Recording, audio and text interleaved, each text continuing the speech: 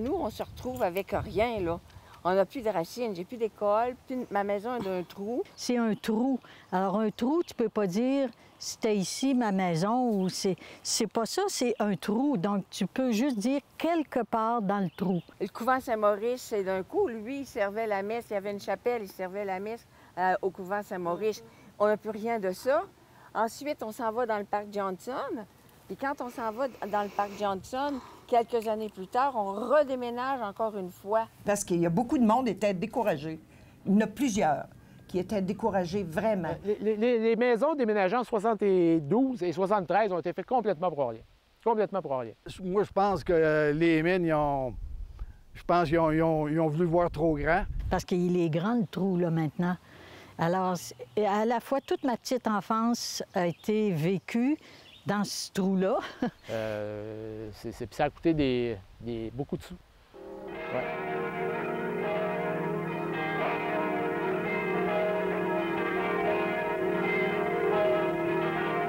Les jours que nous vivons sont des jours inoubliables pour nous tous de Saint-Maurice.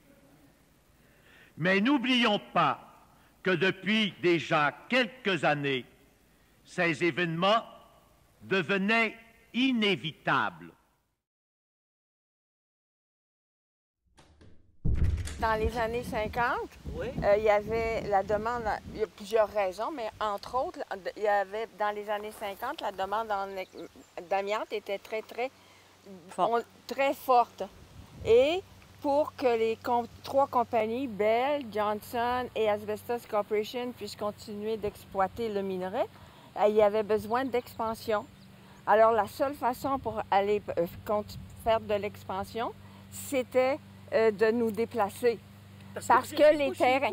Non, le terrain en surface puis le terrain en sous-sol appartenaient aux compagnies minières. Okay. Alors, les différentes compagnies minières pouvaient nous déménager n'importe quand. Dans les années 40-50, parce que nos maisons ont déménagé en 57, à partir de chez Mme Vezer, on pouvait descendre il y avait peut-être une dizaine de maisons qui étaient en ligne droite pour aller rejoindre la rue Notre-Dame. Alors donc, la rue Alfred se poursuivait jusqu'à la rue Notre-Dame. Puis si on tournait à gauche, on se dirigeait vers le quartier Mitchell. Il devait peut-être avoir, au coin de la rue, il y avait Berthe Fradette. Il y avait 3-4 maisons, puis après ça, c'était le high school. On disait le high school. Et après ça, là, on arrivait au quartier Mitchell. Puis si on tournait à droite, alors là, on se dirigeait vers la rue Victoria, vers Saint-Jean-de-Devine. La rue Victoria qui était surtout habitée par des Canadiens anglais. Et la rue Victoria, tous les hommes qui travaillaient à la mine Johnson devaient emprunter cette rue pour aller jusqu'aux barrières, jusqu'à la mine. Parce que à partir d'ici, justement, de cet endroit, de la maison là-bas chez les Vezer, en continuant tout droit, c'était tout un quartier, ça, là. Jusqu'à l'église Saint-Maurice, là, c'était tout un quartier. Donc, il y avait plein de rues et des magasins. C'était vivant, très vivant. C'était une section importante aussi. Il y avait beaucoup de commerces. Entre autres, il y avait le magasin Johnson qu'on retrouve maintenant sur l'avenue Labbé. Là, ça a été déménagé à partir du déménagement des années 57, ça. Il y avait une banque qui était là, il y avait différents commerces d'épicerie, puis de boucherie, puis de magasins de coupons, comme on disait à l'époque, là. Puis il y avait le kiosque de la fanfare, la Philharmonique de Saint-Maurice qui donnait ces concerts-là. Ça attroupait beaucoup de monde. Ça, c'était sur la rue Johnson, ce qui est maintenant dans le trou, là. C'est l'autre côté du boulevard Cahouette. Mais ça n'est plus accessible. On peut voir le trou aussi à partir du quartier Mitchell. Le petit magasin La Montagne, qui était une épicerie, ça a été... Ils ont formé, je crois. Oui, ils ont formé. Roméo de Turcotte, qui était en bas de la rue Alfred, il a continué. Non, il a continué. Lui, il a continué. Il a continué, okay. Mais il a formé un petit peu, oui. Un petit peu plus tard, ouais. Ça a été un gros changement pour les commerces. Il y avait le puits de la mine Beaver. Ça séparait Saint-Maurice et Quartier-Mitchell. On faisait le tour du puits par les rues qu'on a nommées tantôt. C'est là qu'on faisait le tour, même on passait sous la voie ferrée. Il y avait comme un petit tunnel, là, tracelle. Le quartier Mitchell appartenait à Saint-Maurice aussi. Ça paraît loin parce qu'il faut faire un grand détour, mais c'était tout près, là. On continuait la rue, on tournait à la rivière. Il y avait un pont, puis on montait, passait en avant de l'église, on faisait le tour des Johnson. Ça, c'était les grosses maisons des Anglais et leurs gros terrains avec des parterres, ce que les Québécois les francophones n'avaient pas, en tout cas. On n'avait pas souvent des parterres, on avait de l'herbe qui poussait comme ça. Nous, on descendait à l'église Saint-Maurice, là, puis on passait devant les maisons des anglophones, là. Et puis tu voyais ces beaux terrains fleuris, bien aménagés durant le temps des fêtes, décorés.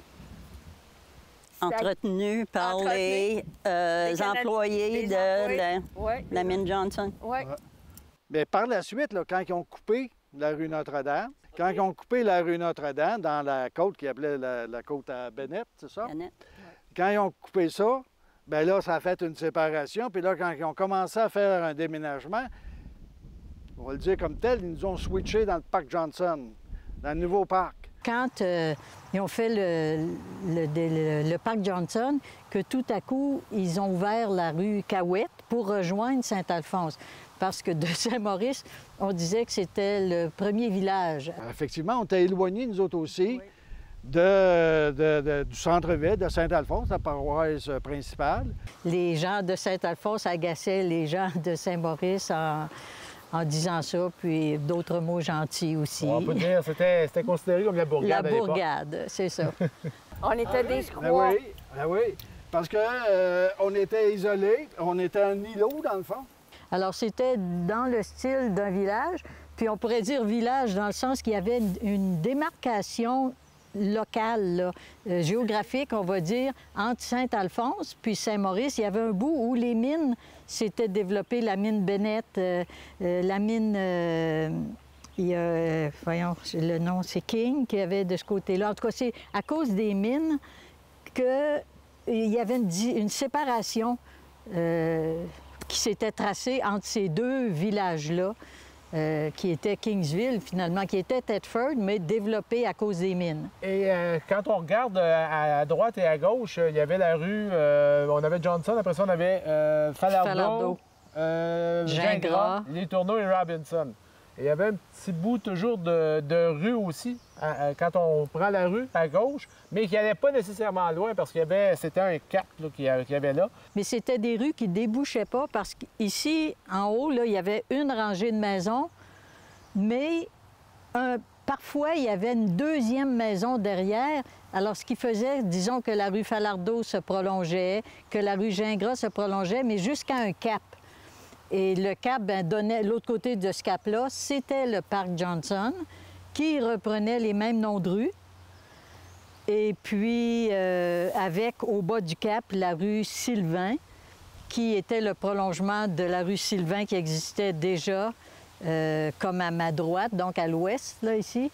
C'est bien l'ouest par là? Oui. Oui, c'est l'ouest.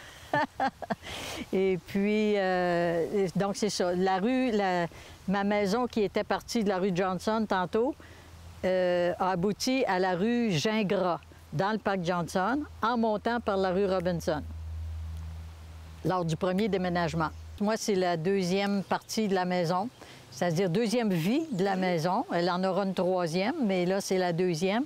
Et c'est dans ce qui s'appelait le parc Johnson, qui est derrière moi, là. Et on est sur la rue Sylvain, qui est une rue qui a été... Tout ce coin-là est créé à partir du déménagement de Saint-Maurice. Quand on prend les maisons de la rue Johnson, puis Mooney, La France, un bout du quartier Mitchell, c'est-à-dire le bas, là, ça s'en vient ici. Alors, c'est tout un quartier qui est créé pour le déménagement minier. À cause des mines, je veux dire. Bien, c'est ça. Dans le fond, on a perdu toutes nos racines d'enfance. Hein?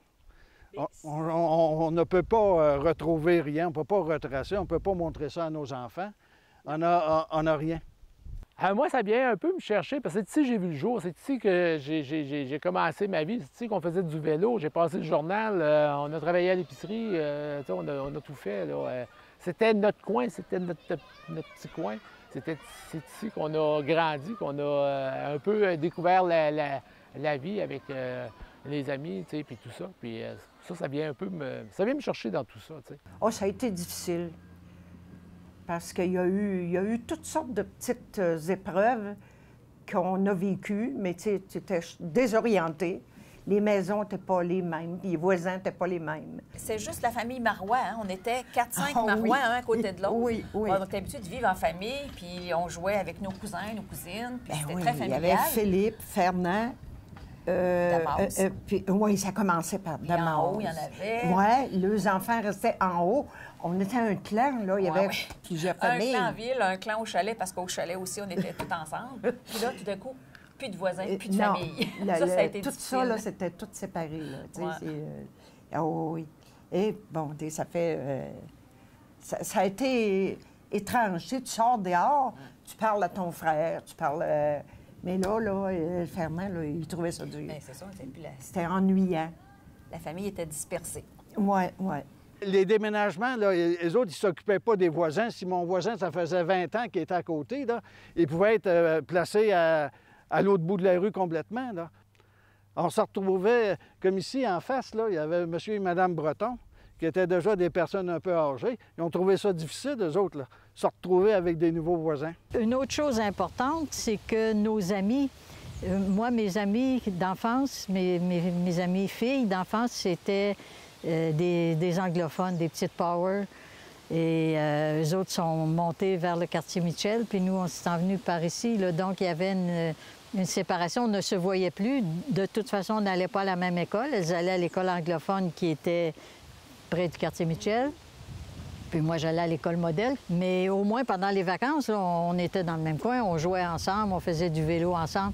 Mais après ça, là, la vie, la distance nous a séparés. C'est des circonstances spéciales qui ont fait qu'on a pu se revoir par la suite.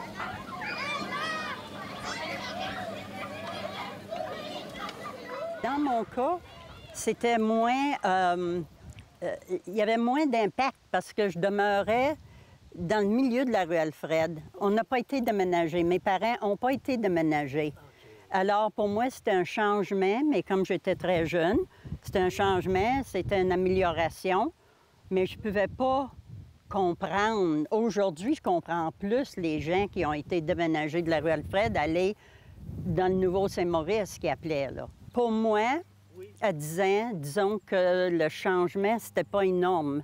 Mais pour ma mère qui attendait mon père pour dîner, puis qu'une maison de la rue Victoria descendait la rue Victoria, un peu de la rue Notre-Dame, et remontait la rue Alfred jusqu'en haut pour être réaménagé en haut de la rue Alfred. Il coupait le courant pour une journée. Là, ma mère ne pouvait pas donner un bon dîner à mon père, qui était habitué de manger de la viande, des patates, des légumes. C'était des sandwichs. Tous les moments où les épouses trouvaient ça difficile, pour ça surtout, là. Lors des déménagements aussi, on était plusieurs jours là, à être à l'extérieur de notre maison. En tout cas, nous autres, je me souviens, quand notre maison a déménagé de la rue Alfred, du 45 rue Alfred en 1957, on est allé habiter chez mon grand-père, mon grand-père paternel, pendant quelques jours, parce que les maisons, là, ça prenait pas comme le déménagement qui ont été faits en 70, là. Ça prenait plusieurs jours là, pour déménager des maisons. Les maisons déménagées en 70, qui étaient à cette époque-là qu'on appelait la première phase du déménagement, devaient s'en venir ici. Ils devaient juste avoir, c'était même pas 3 phases, c'était juste tout simplement déménager ces maisons-là et on les regroupait ici, de sorte que avec le parc Johnson dont on a parlé, bien, Saint-Maurice était à partir du boulevard Cahouette et était ici. Donc, toutes ces maisons-là, et on ne devait pas toucher ici pour le déménagement. Par la suite, ça a changé, de sorte que tout le monde s'est retrouvé où la paroisse Saint-Maurice actuelle. Les gars, ils devaient m'avertir, mais les maisons qui déménageaient n'étaient pas prêtes. Ils n'étaient pas prêts. Ils ont passé au suivant. Puis ils ont arrivé chez nous. Puis là, avec des gros beams, là, ils défonçaient le ciment, le solage. C'était comme des gros booms, là, c'était comme... ils cognaient après la maison. Ça, j'ai trouvé ça dur. Hey, on vivait dans une rue sans asphalte. La rue était vaseuse. Quand il pleuvait, c'était énorme. Puis les autobus ne rentraient pas dans le parc. Parce que moi, j'allais travailler, je prenais l'autobus sur la rue Turcotte. Il fallait que je descende dans le chemin de terre pas fait à moitié. Ça, on a vécu ça aussi, là. Tous ces dégâts-là. La vie était dure. C'était dur. Il y avait des hommes qui se sont découragés. Puis il y avait raison de se décourager. Refaire toute... pas refaire la maison, mais refaire beaucoup de travaux après la maison. Parce qu'il y a de quoi qui se brisait, les galeries, les marches.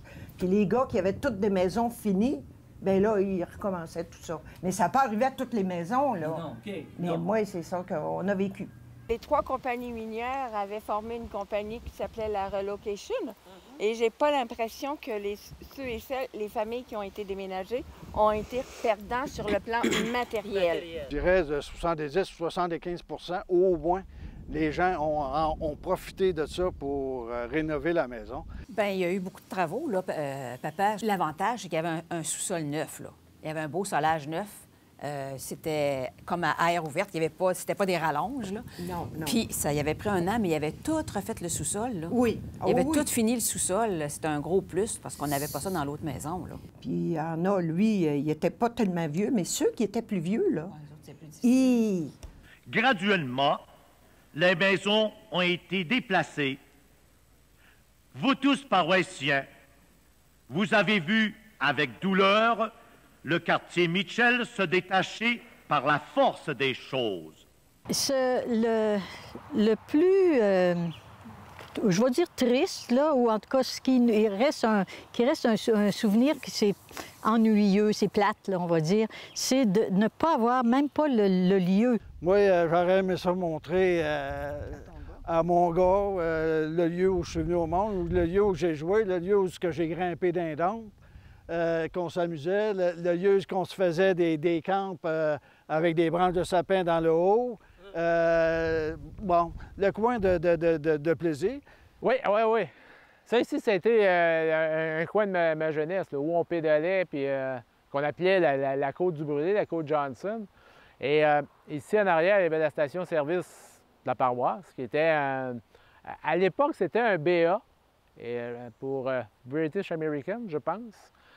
Petroleum. Et après ça, cette bannière-là a été vendue, c'est devenu Golf.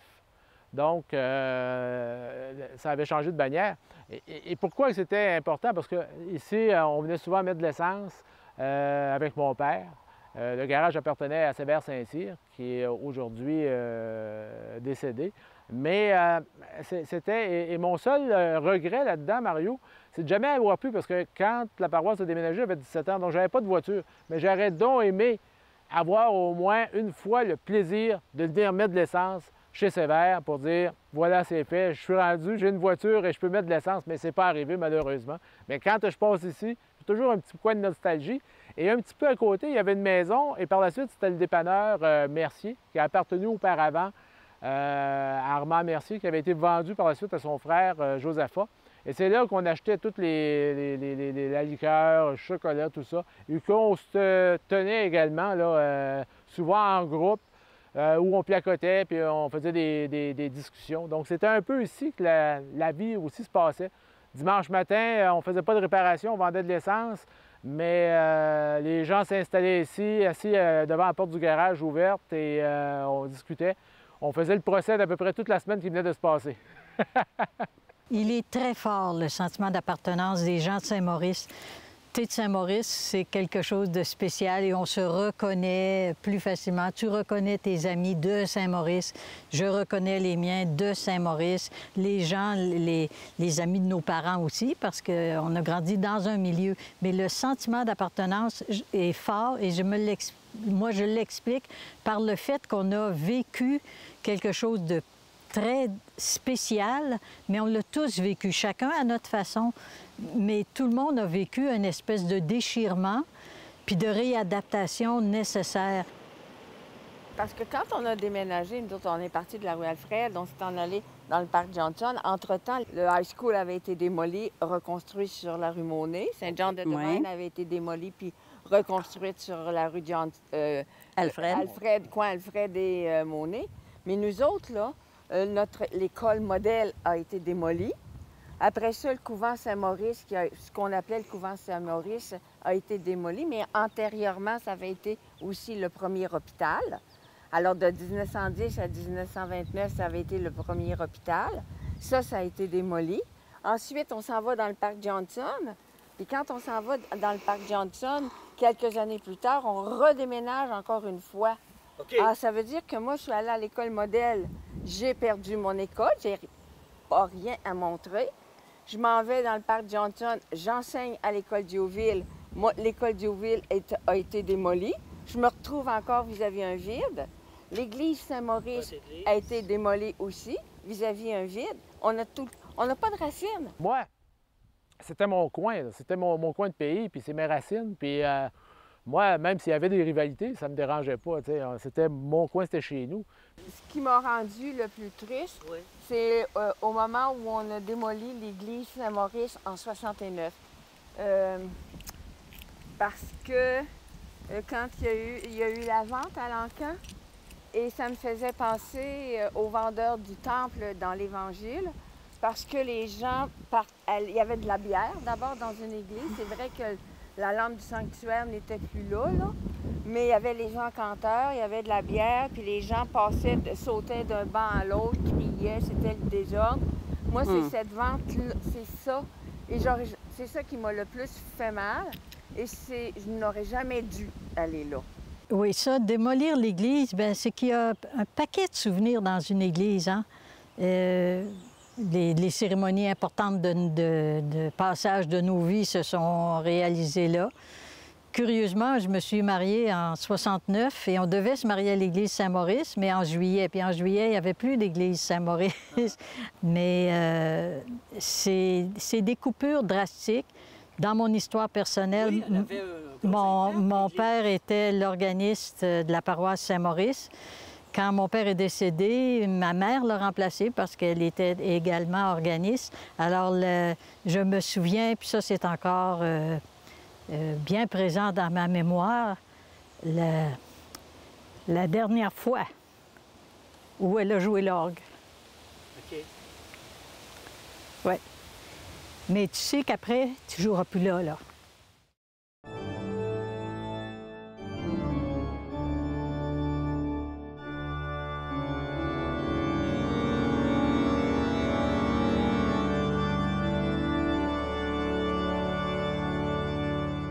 Et voilà, votre maison de prière, la maison de la communauté chrétienne de Saint-Maurice, votre église, devra céder la place à l'industrie qui a donné naissance à toute cette fleur. On l'a pris quand il n'y avait pas d'autres possibilités. Hein? Puis c'est les mines, puis c'était le gang-pain des hommes. C'est ça. Alors, ça s'est fait comme ça. On ne peut pas refaire l'histoire, on peut la raconter. Je me rappelle encore de cet ancien temps. Le quartier d'où je viens était des plus vivants. Des magasins, une caisse pop, un kiosque à fanfare, du sport en famille, entre amis, c'était ça notre histoire. L'industrie des minières était en expansion. Nous étions la main-d'œuvre pour sortir les filons. La richesse à exploiter était sous nos pieds. Nous n'avions d'autre choix que de déménager. Si tu regardes en avant, tu peux voir le grand trou. Ce qui reste de rue derrière, c'était chez nous. Ces nombreux souvenirs enfouis au fond de moi. Jamais personne ne pourra creuser jusque-là. On a cédé nos terres aux frais de la compagnie. Ce qu'on leur a donné pour nous n'a pas de prix. C'est succéder le stress et le découragement avant de reprendre le dessus avec le temps. Il y eut un grand silence au dernier son des cloches, assez pour oublier les gros blasts de roche. Du paysage en ruine ne reste que nos maisons. Le soleil n'entre plus par la fenêtre du salon. Si tu regardes en avant, tu peux voir le grand trou. Ce qui reste de rue derrière, c'était chez nous. Ces nombreux souvenirs enfouis au fond de moi. Jamais personne ne pourra creuser jusque-là.